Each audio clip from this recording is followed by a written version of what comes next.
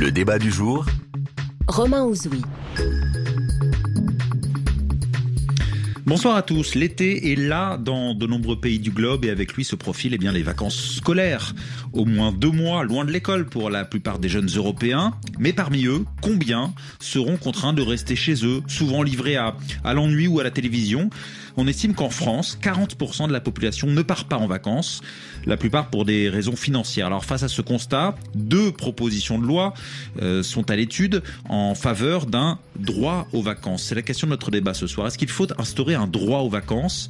Comment le garantir ? En quoi est-ce prioritaire ? Et comment adapter une telle mesure ? Eh bien notamment dans des pays où le travail informel est très présent. Soyez les bienvenus dans le débat du jour. RFI. Et pour répondre à toutes ces questions, nos 3 invités à mes côtés en studio, tout d'abord Benjamin Lucas, bonsoir. Bonsoir. Vous êtes député NUPES des Yvelines et vous avez déposé hier une proposition de loi pour un droit aux vacances pour tous, rédigée avec ATD Carmonde. Rédigé par ATD Carmonde, par les militants Carmonde et les bénéficiaires du dispositif droit aux vacances d'ATD Carmonde, ce qui en fait une loi assez innovante d'un point de vue démocratique. Et ce qui tombe bien puisque nous avons justement face à vous la responsable du département vacances du mouvement ATD Carmonde. Bonsoir Jacqueline Donnedieu. Bonsoir, mais oui, tout à fait. C'est une démarche totalement inédite, mais dont nous nous réjouissons. Et on va en parler dans cette émission. Je voudrais présenter notre 3e invité, Jean Viard, bonsoir.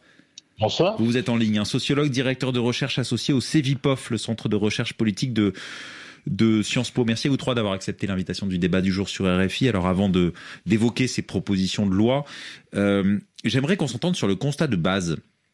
40% de la population française qui ne partirait pas en vacances. Donc c'est ce que j'ai dit, c'est un sondage de l'Institut CSA. La semaine dernière, la ministre française du Tourisme, Olivia Grégoire, a annoncé que 73% des Français, donc quasiment les 3/4, ont l'intention de partir en vacances cet été, entre juin et septembre. Elle annonce un record. Donc les 3/4 des Français qui partiraient en vacances. L'enjeu, Jacqueline Donnedieu, d'un droit aux vacances n'est plus le même. Qui dit vrai ? Écoutez, nous nous basons sur les chiffres du CREDOC. Qui est Alors le CREDOC, c'est le centre de recherche et d'études. Alors très exactement, c'est un institut de recherche gouvernemental. Donc nous nous appuyons sur ces études et qui disait qu'en 2021, 63% des personnes aux revenus inférieurs à 1 285 € mensuels ne quittent pas leur domicile, contre 28% pour les foyers qui disposent de 2 755 €.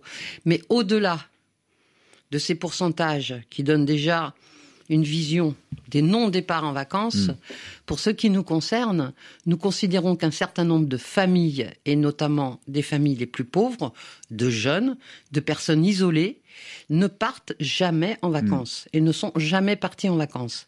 C'est pour cela qu'effectivement, nous sommes tout à fait satisfaits que le savoir des personnes qui ne partent pas en vacances ait été pris en compte et traduit dans une proposition de loi, donc portée par Benjamin Lucas. Mais pourquoi cette proposition de loi, sachant que depuis 1936, il y a les congés payés en France qui instaurent un droit aux vacances, et sachant que depuis la loi d'orientation relative à la lutte contre les exclusions du 29 juillet 1998, eh bien, est garanti, je cite, l'égal accès pour tous, tout au long de la vie, à la culture, aux loisirs, aux vacances. Alors tout à fait. Il y a d'une part les vacances qui sont aujourd'hui une récompense, entre guillemets, pour celles et ceux qui travaillent. Ça, c'est ce qu'on appelle les congés payés. Et dans l'imaginaire collectif, les vacances sont très liées à un emploi, à un travail. Et donc ceux qui, pour des raisons X, Y, ne peuvent pas travailler ou ont de tout petits emplois, des emplois précaires, ne peuvent pas partir en vacances. Et là, je vais vous citer ce que dit un militant d'ATD Carmonde. Les vacances, c'est fait pour ceux qui travaillent, qui ont de l'argent et qui méritent de pouvoir se reposer. Moi, j'exagère si je pars en vacances. Vous vous dites que, en fait, quand on ne travaille pas, on a tout autant droit aux vacances. Bien sûr. Voire peut-être plus ? On a tout autant droit. Le droit aux vacances pour toutes les personnes, quelle que soit sa situation économique, sa situation sociale, son statut, son âge, etc. Tout autant besoin ? Tout autant besoin. En quoi ? Alors, parce que les vacances, c'est un moment de découverte, c'est un moment d'échange, c'est un moment de culture. Et pour les personnes qui vivent toute l'année des situations extrêmement compliquées, parce que comment vivre avec un RSA Comment vivre quand on n'a pas le RSA et qu'on est jeune? Comment vivre quand on est isolé, qu'on pense surtout au frigidaire, à donner à manger à ses enfants? Donc c'est vraiment extrêmement important. Et là aussi, je vais vous citer ce que disent des personnes, et notamment des familles, puis des personnes qui sont parties pour la première fois en vacances. Une famille, à son retour de vacances, dit... Elle est partie pour la première fois. Ouais. Mes enfants avaient 8 et 10 ans lorsque je suis partie. Ils ont été tellement avides de découvrir qu'après, ils sont partis en colo tous les ans. Je ne pensais pas qu'ils avaient tellement besoin de découvrir. On ne connaissait que les bâtiments de la cité. Une deuxième citation, si vous me permettez. Ouais. Cela m'a redonné du punch pour refaire des démarches, rechercher un emploi. Cela a changé plein de trucs dans nos relations avec le petit, donc ils avaient un enfant. Le mois d'après, on avait retrouvé un autre logement. Donc si vous voulez, pour des personnes en situation donc de pauvreté, le fait de partir, de penser vacances, est dans leur tête totalement illégitime. On n'y pense pas, on est humilié. C'est une humiliation supplémentaire. C'est pour ça qu'il nous faut un droit aux vacances. Les vacances, ce n'est pas une récompense. Les vacances, tout le monde en a besoin, y compris les personnes qui vivent les situations de pauvreté.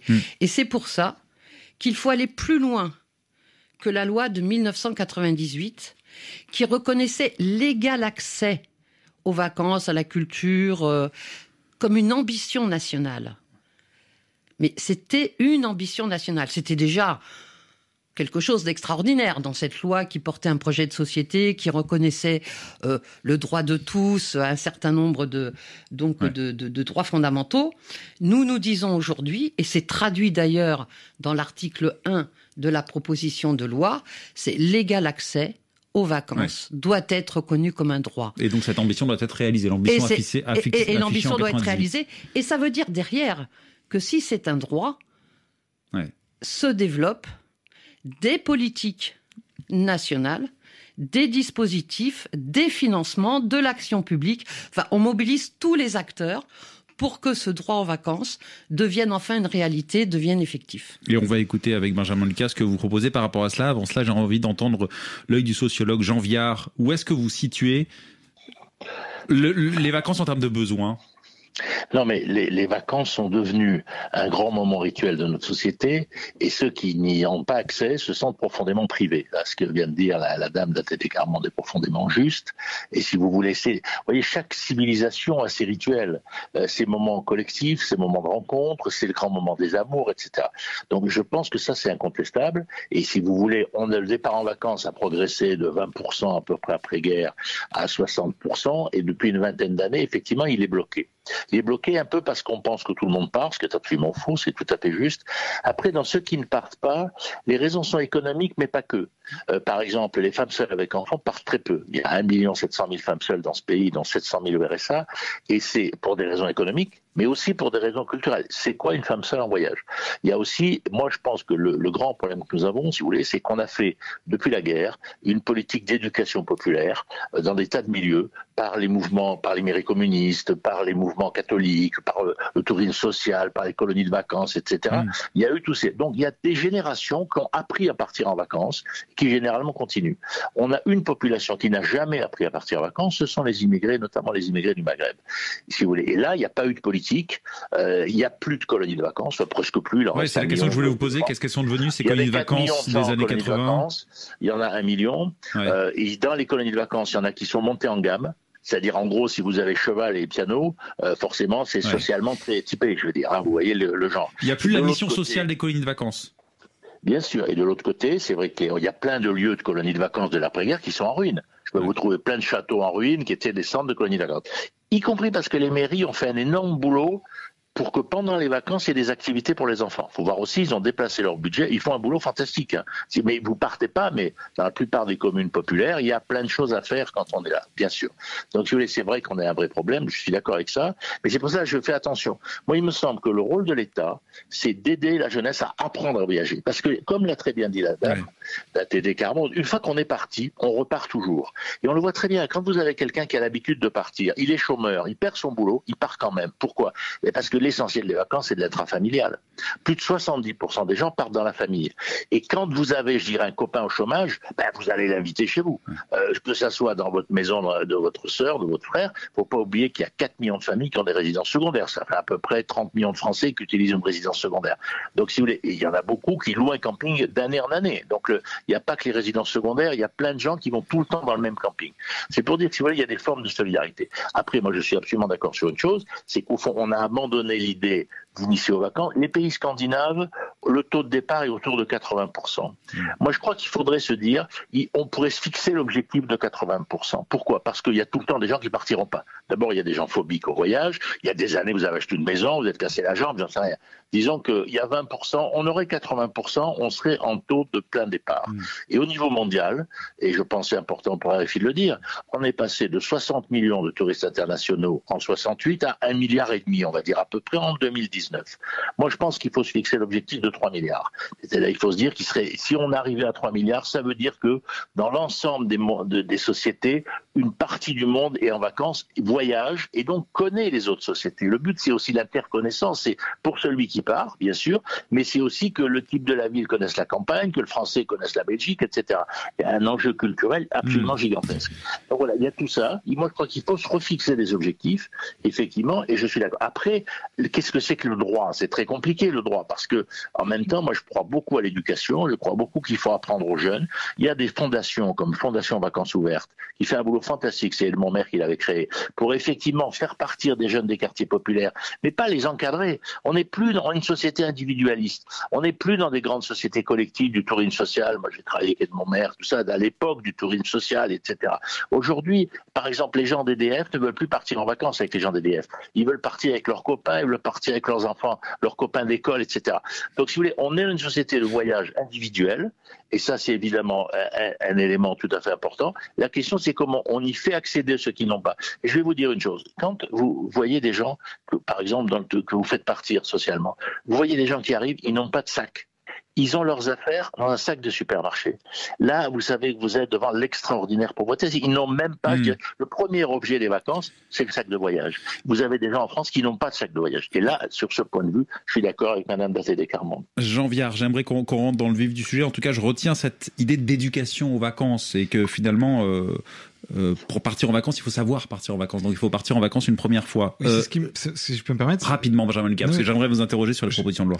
Non, mais vous avez dit tout à l'heure, vous avez posé, je pense, la question qui est le cœur du sujet de notre proposition de loi. Donc, ça me permet d'anticiper déjà sur la réponse d'après pour être efficace.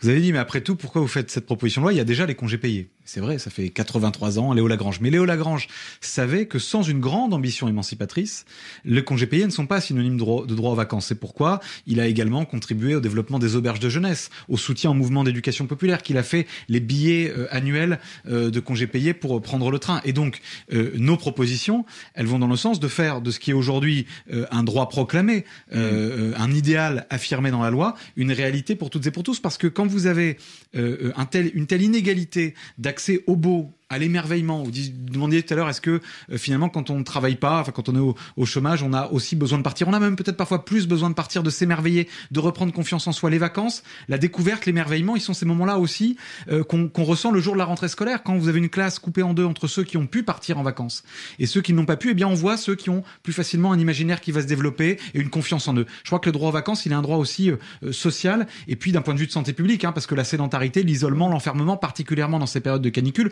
Moi, je suis l'élu de quartier populaire, on voit toutes les difficultés que ça cause. Donc ces propositions de loi, pour elle, il s'agit finalement, ça je rejoins ce que je disais à Jacqueline Denudu, de réaliser les ambitions affichées à la fois par 1936, les congés payés, et 1998 qui garantit cet accès égal à tous aux vacances. Deux propositions de loi donc. Vous faites partie de deux propositions de loi, Benjamin Lucas. La première, rédigée, vous l'avez dit, par Dathé-Descarmonde. Jacqueline Denedu est avec nous en studio. Et une autre qui est portée par 5 autres députés de la NUPES, dont François Ruffin. Pourquoi deux propositions de loi déjà ? Elles ont deux objets différents. D'abord, celle que nous portons avec d'autres collègues de la NUPES et avec François Ruffin notamment, c'est une proposition d'urgence. C'est au regard de ce qu'est la réalité aujourd'hui de l'inflation et de la vie chère, comment on permet au plus grand nombre de partir en vacances dès cet été. C'est un cri d'appel auprès du gouvernement. Et donc on a des mesures extrêmement simples et immédiates sur le péage gratuit, sur les billets de train. On peut les détailler, hein.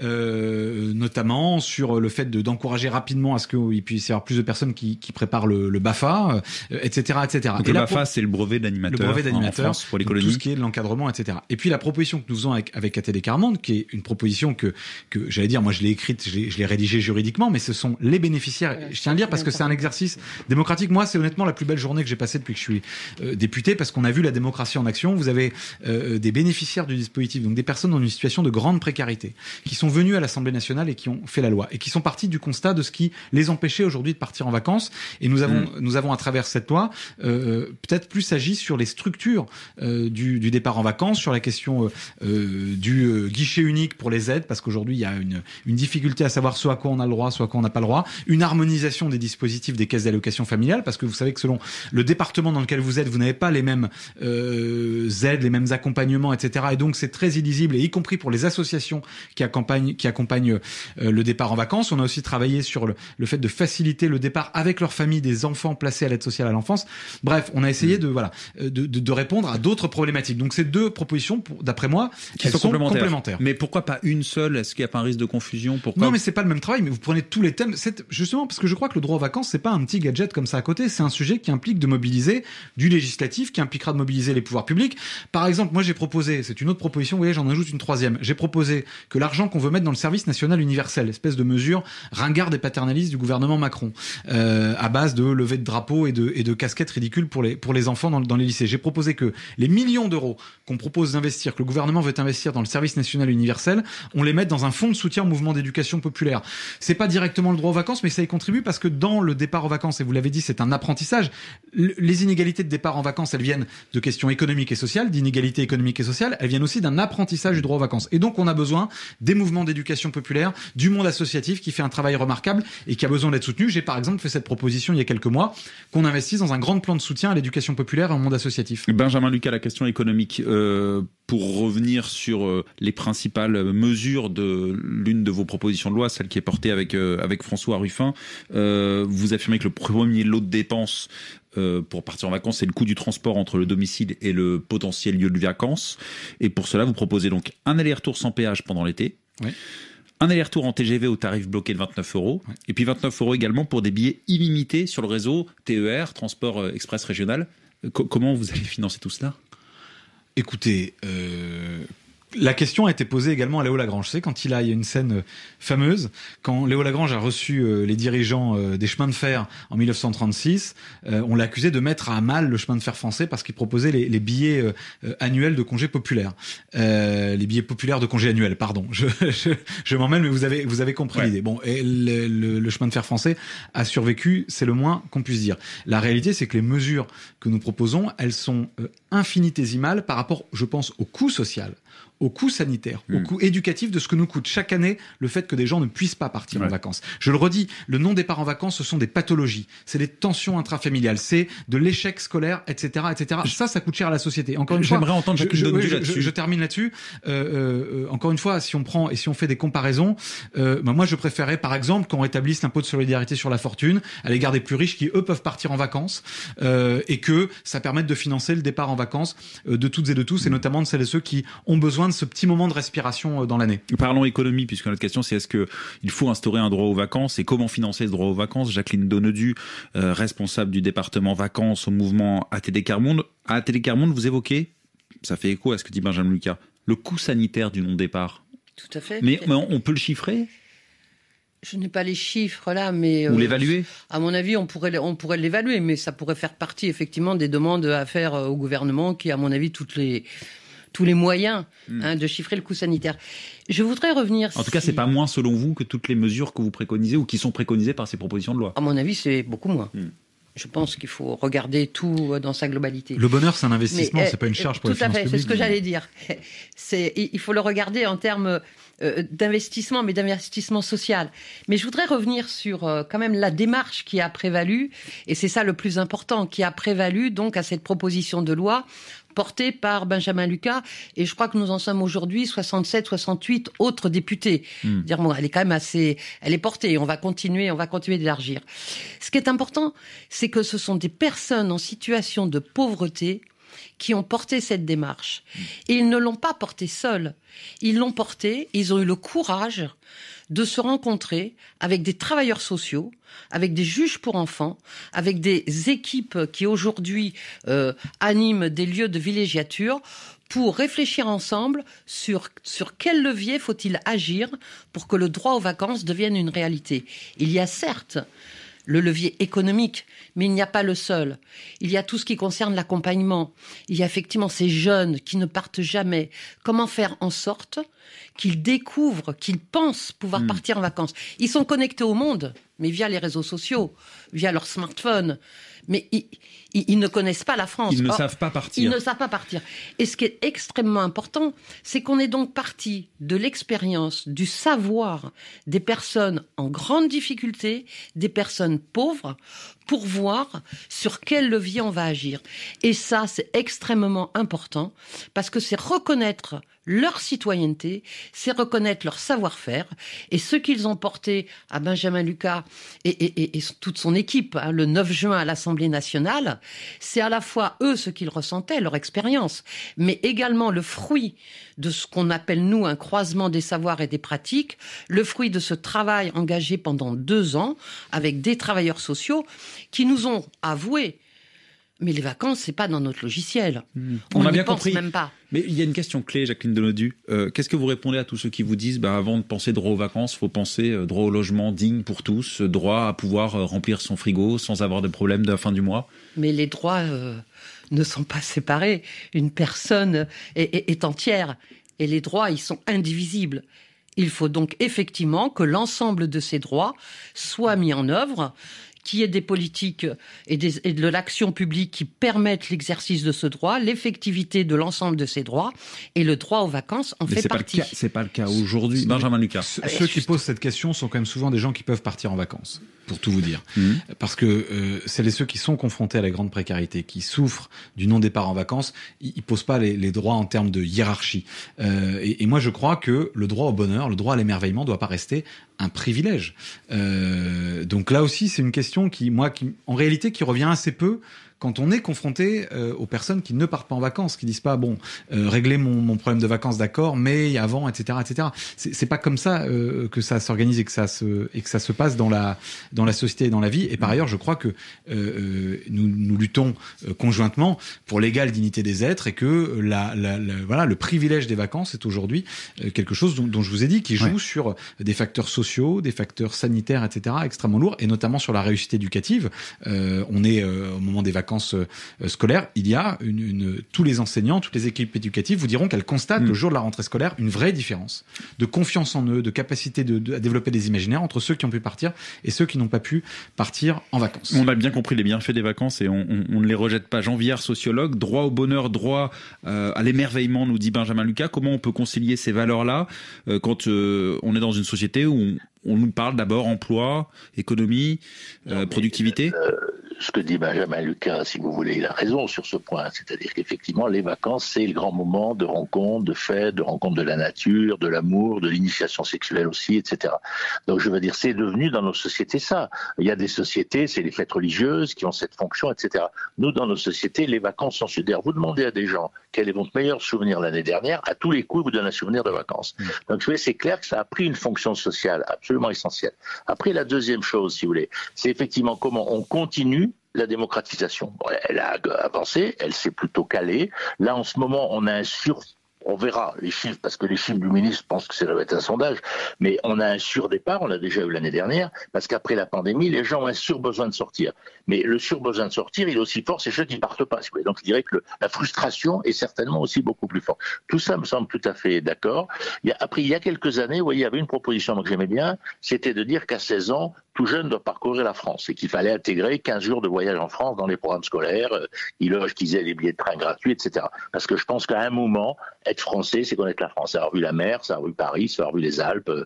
Si vous voulez, ça fait partie, je dirais, le territoire est quand même le corps charnel de la patrie, comme on dit. Vous voyez, je pense qu'il y a des politiques comme ça à mettre en œuvre. En France, il n'y a pas de politique des vacances et du tourisme. Il faut dire les choses comme elles sont. Il n'y a plus de ministère. Il y a un secrétariat d'État qui s'occupe du petit commerce, de la chasse à courre et des vacances, j'exagère à peine. Donc, c'est vrai qu'il n'y a plus de politique. Ce qui est d'ailleurs une des conséquences. Il y a ce qu'on dit, ceux qui partent pas. L'autre conséquence, c'est le surtourisme. C'est-à-dire, comme il n'y a pas de politique, tout le monde va à l'endroit où le numérique dit qu'il faut y aller. Alors, le but des vacances, c'est qu'il faut les diffuser dans le temps et les diffuser dans l'espace. Donc, ça montre bien tout ça, qu'il y a un vrai problème d'avoir une politique des vacances. On est en train de déplacer à peu près 90 millions de Français en France et à peu près, 90 millions, il y a les Français qui partent. En moyenne, beaucoup font 2 ou 3 voyages, et puis il y a les étrangers qui viennent en France, c'est eux qui sont 90 millions. On a un immense phénomène, et au fond, on ne s'en occupe pas, et on ne se dit pas comment on fait partir ceux qui ne partent pas. Donc, je veux dire, c'est tout ça qu'il faut mettre sur la table. Il y a une vraie question du tourisme. Le tourisme, c'est 7,5% de l'emploi et de l'économie. Donc, il y a aussi cette dimension qu'il ne faut pas sous-estimer. La France est un pays où il y a beaucoup de touristes et pas beaucoup de chiffre d'affaires. Donc, je veux dire, il y a toutes ces questions. Il y a celle de l'exclusion des plus fragiles, il y a celle de la politique, il y a celle du surtourisme. Disons qu'on est face à un vaste champ qui est le cœur du lien social, qui n'est pas un projet politique, et ça, c'est un vrai défaut. Alors, question sociale, question économique, mais question aussi politique. Benjamin Lucas, ça clive cette question, parce que quand, par exemple, à droite ou du côté de la majorité, on vous parle encore une fois d'abord emploi, productivité, objectif plein emploi, et que vous répondez vacances, droit aux vacances, est-ce qu'il n'y a pas le risque d'un clivage un peu facile entre société de loisirs face à réforme des retraites, productivité, économie? J'entends ça souvent de la part de ceux qui défendent les privilèges de ceux qui peuvent partir en vacances. Moi, je crois que le temps libre, le temps libéré, c'est une question éminemment politique. C'est l'histoire de notre République. Depuis 2 siècles, le sens, jusqu'à les réformes des retraites, Macron et compagnie, jusqu'à la remise en cause des 35 heures, le sens de l'histoire, c'était de réduire le temps de travail, de gagner du temps pour le loisir, pour le repos, pour la réparation d'un certain nombre de métiers pénibles, du temps pour soi, du temps pour la culture, du temps pour l'émancipation. Je crois que faut pas avoir l'émancipation honteuse, faut pas avoir le loisir honteux. Le temps libre est une question éminemment politique, et moi je crois vraiment que après le Covid, on a tous fait des tribunes, on a tous lu des tribunes sur plus jamais on se réinterroge sur le sens de la société. Eh bien, interrogeons-nous, notamment à l'heure du péril climatique, à l'heure où la société de surproduction, de surconsommation, elle entraîne à la catastrophe dans laquelle nous sommes. Interrogeons-nous sur nos besoins réels. Et dans nos besoins réels, je crois qu'il a le besoin de repos, d'émerveillement, de culture. Et c'est ça, c'est une vraie question démocratique. Il n'y a pas de démocratie sans des citoyens libres et égaux, et la liberté et l'égalité, elle se construit aussi dans les temps de repos et dans les temps de loisirs. Le chemin de l'histoire, c'est de moins travailler pour plus respirer, plus se reposer, plus se réparer, plus s'émanciper. C'est vous qui l'avez dit, Benjamin Lucas. C'est très bien dit. Comment est-ce qu'on pourrait un petit peu adapter ce projet dans des sociétés? Il y en a beaucoup parmi nos auditeurs qui nous écoutent où le travail informel est très important. Ce droit aux vacances. Est-ce que c'est pas finalement un projet très français? Jacqueline Deledu. Je serais très humble sur la réponse à cette question. Non, je ne pense pas que ce soit un projet très français. Bon, après, il faut voir un peu comment ça peut se décliner effectivement dans d'autres pays où déjà, le travail informel ne devrait pas exister. Hein. Bon, mais ça, je laisse le soin, la particularité au groupe ATD Quart Monde qui sont dans ces pays de voir un peu comment articuler. C'est une réalité. Mais je voudrais revenir quand même sur un point. C'est l'opposition artificielle vacances, emploi, travail. En tout cas, c'est le cas aujourd'hui en France. C'est une réalité, et dans l'imaginaire collectif. Et ça doit vous plomber, je pense. En tout cas, ça ne plombe pas votre projet. Non, parce que nous pouvons l'argumenter, ça ne s'oppose pas. Bien au contraire. Parce qu'un temps de vacances, pour des personnes en situation qui vivent vraiment des situations très compliquées, peut être vraiment un ressort, un levier. Et je voudrais donner un exemple.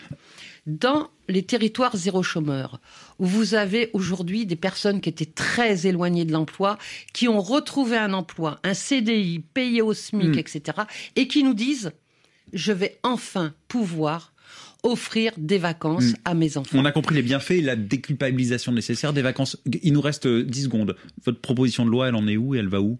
Alors, elle va être déposée Elle a été déposée. Elle a été hier. déposée hier au bureau de l'Assemblée nationale. Et je voudrais revenir sur l'article 1er. Non, on n'a pas le temps. Juste 30 secondes. Non, même pas. C'est déjà la fin de ce débat. Merci beaucoup. C'est porté par les militants ATD Quart Monde, l'article 1. Dont vous faire partie, Jacqueline Donodi. Merci beaucoup. Benjamin Lucas, merci à vous. Député NUPES. Merci beaucoup. Et Jean Vière, sociologue. Merci à vous trois. Débat riche et intéressant qui est déjà terminé. Rendez-vous sur RFI.fr pour le réécouter.